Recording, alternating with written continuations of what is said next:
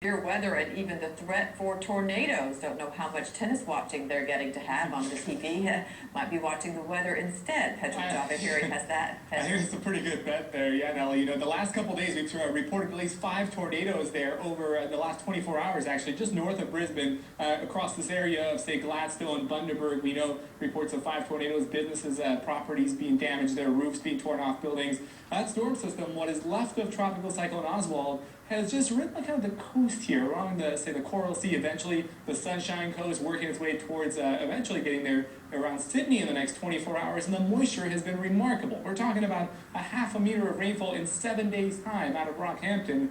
The average for the month, about 120 millimeters. Gladstone, again, picking up nearly 700 millimeters of rainfall. Flash flooding, we know actually about 2 million people, of course, live in Brisbane, but the central business district, we know water levels expected to get up to about 2.5 meters of the rivers there. If that crests, then we know, of course, looking outside is a full moon right now. With the high tide, a surge with this, and also the winds around the coast could really inundate some of these coastal communities, including Brisbane. He had 400 plus millimeters of water.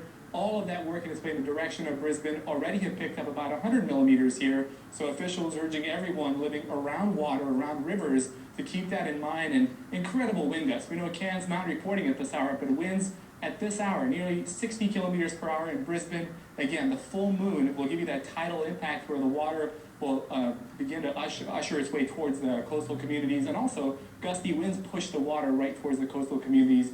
That's a concern that we don't want to see anything like we saw back in 2011 with massive flooding around Eastern Australia and Brisbane in particular. And look at the moisture. We're talking about 25 centimeters of rainfall possible in Newcastle. Eventually working its way towards Sydney, could get about 15 centimeters by Tuesday. So certainly a forecast worth following the next couple days there, Natalie. All right, absolutely. Okay, thanks, Pedro. Yeah.